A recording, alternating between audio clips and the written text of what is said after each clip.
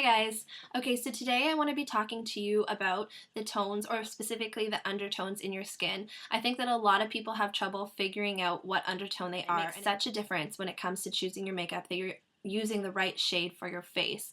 If you're warm and you're putting cool makeup on your face, you might wonder why like something looks wrong, it's not quite there, but you don't know why. Well, it's because you're not matching properly, and it's a very subtle difference, so it can be very easy to make this mistake. I'm particularly inspired to make this video because for many years I was misdiagnosed, so to speak, and have been using the wrong color makeup. I have always thought that I was a cool tone because of the pink and the red in my skin, and have been wearing cool tone makeup almost all my life, and I just couldn't figure it out why it didn't look as good as it could on my skin. It wasn't until recently that I realized that actually I was a warm tone, and it made all the difference. It was like this light bulb went off over my head, and I was just like, oh, this is so much better. I wish I had known about this before. One of the main problems with that is that the overtones in your skin frequently get mistaken for the undertones in your skin. And this happens even on a professional level, and that's why I thought that I had to be a cool because a professional told me I was. Well, she made a mistake too. She made a very common mistake, and that's to, like I said, misjudge your overtones for your undertones. Now, your overtones are more affected by external factors. For example, with me, why I was misdiagnosed, that's a great word for this, as a cool tone is because I blush very easily. I blush when I'm embarrassed. I blush when I come out of the shower. I go red in the wind, in the cold. Almost everything turns my skin pink or red. But that doesn't mean that I'm a cool tone because, like I said, those are external factors that had affected the skin change. My undertones are very different. Okay, so moving along, there are 3 shades. There's cool, neutral, and warm. Now, cool shades are those with pinks or reds or blues. They tend to be in skin tone either very fair or very dark. With the very fair, you probably don't tan very easily. You go from 0 to red in like 30 seconds. The neutral will be a mixture of the two. So if you have a little bit of cool and a little bit of warm. And warm is the yellows or the corals, the goldens.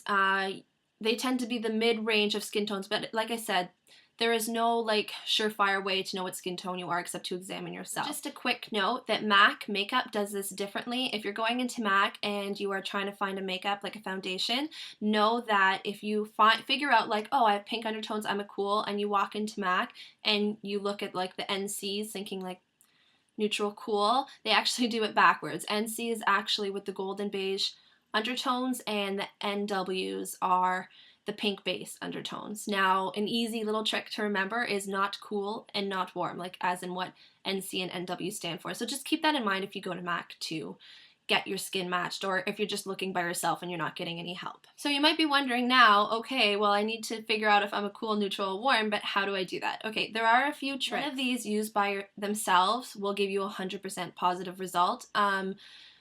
They're just kind of little tricks to try to figure it out. I mean, you might want to use all the tricks one after the other to see if they all yield the same result. Your best bet is to truly go into a makeup store and ask someone for help to hold up the NC and the NW on your skin and see if it truly matches. But these are just a good way to get you on the right track to picking the right color. For starters, one of the most popular tricks to figure out your undertones is called the vein trick. So you just need to figure out a place on your body where your veins, you really can see them. The popular choice is your wrist. So you're going to need to go to a bright light so you can really see the veins, not like in this camera. You need to see them better than this. I can see them. Okay, so you need to really examine the veins here and look at what color they are. If on your wrists you have a majority of green veins, that means you are a warm tone. If you have a majority of blue veins, that means you're a cool tone. And if the veins kind of look purple, that probably means you're a neutral. But with me, like I'm a warm tone. my majority is green, but there are some like bluey purpley looking ones in there. Nobody's wrist is going to have just one color there. You're looking for the most prominent color. You can also check other parts of the body. I know I have veins right here, especially after I come out of the shower. They're more prominent, and those are all green. So that's just one trick to figure out what undertone your skin is. Another method that I find very subjective, because you really kind of have to have an eye for color for this one, at least in my opinion, I think you do, is the paper method. So the theory behind this is you take a white piece of paper, and forgive me, this is not a white piece of paper. I did not have a blank piece of white paper in my house. It's cardboard, but it'll do the same thing. So a white piece of paper, and you hold it up to your skin. And the idea is that when you hold up a stark white piece of paper to your face, it will help the undertones in your skin jump out. So if you see more of a golden tone against the white show, which is, you can kind of see it on camera actually. You see the golden in my skin next to the white. It becomes a little more noticeable when you put it next to white. Or if you see bluey or pinky tones beside the white, that would mean you're cool. Neutral is a little harder to diagnose with this because, like I said, neutral has a little bit of cool and a little bit of warm, so it can get very tricky. But you can try it out and see what you think pops out, or even get someone else's opinion, because sometimes it's hard to, especially if you thought you're one color your whole life, to change that perception. So get a couple people's opinion, what color they see when you put that white paper up against your skin. But if you're a neutral color and that's harder to diagnose, don't be like, oh God, I'm never going to figure out which one I am. No, it's great if you're neutral, because that means you can wear both colors. You can wear cool, you can wear warm, and you're good to go. I'm kind of jealous of you people, actually. Anyways, so another one, and this method I don't really like.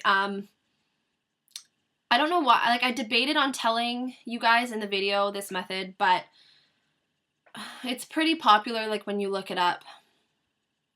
Anyway, so I thought I'd give it an honorable mention. And it's based on jewelry. If you prefer yourself in silver, like this ring, I definitely prefer myself in silver, so I guess for me it worked. It means you tend to be a warm tone. And if you think you look better in gold, and gold just looks nicer next to your skin, then you are a cool tone. And if you are better in bronze, which I don't, see, this is why I don't like it. I don't think a lot of people go, oh yes, bronze, it's my color. Anyways, if you look better in bronze and you're supposed to be a neutral color, take that or leave it, do what you will with it, but it's something that's out there. And my mom prefers gold and she's cool tone, and I prefer silver and I'm a warm tone, so for us it worked, but that is not a universal thing, I'm sure. Last but not least, my favorite method, and this is how I finally figured out that I was actually a warm tone. And it's to look at your chest and your neck, and not at your face, because like I said, your face is very prone and subjective due to the overtones in it. I don't really flush down here like I flush in my face.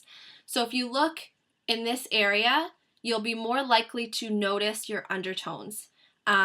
This area is not really affected by, like I said, external factors. You don't put makeup here usually, so it's pure. And a makeup artist actually told me that trick, and that's when I figured it out, because she's like, no, you're a warm tone. And I was like, oh God, this makes so much more sense.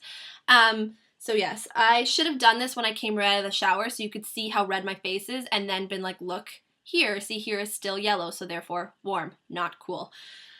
So anyways, guys, I hope this helps. I hope you figure out what your skin tone is. But like I said, use these tricks. Always use them with a grain of salt. They're very subjective. Try to get other people's opinion. If you can, a professional. Go to multiple professionals and see, get the majority rules. And if all else fails, you try the warm tone and cool tone on your skin. But once you figured out what you are, it's going to be a great help, because like I said, you'll finally figure out what colors to wear. Warm tones, certain colors look better on warm tones and cool tones. For me, for instance, I was using MAC Dame blush for a really long time, and everyone really likes that blush, and it looked okay on me. It's not like it looked horrible, but I couldn't figure out why it wasn't doing for me everything I thought it could. Well, Dame blush from MAC has blue reflex in it. It's a very cool pink. And when I put a warmer coral blush on, I was like, this is 10 times better. Why didn't I do this before? If you're using the right colors, they have the ability to just wake you up. And not saying that you can't use cool tones if you're a warm tone, but you have a palette that tends to work for you. Anyways, guys, I hope you're having a great day and that this video helped you out a little bit, but I'll talk to you later. Bye.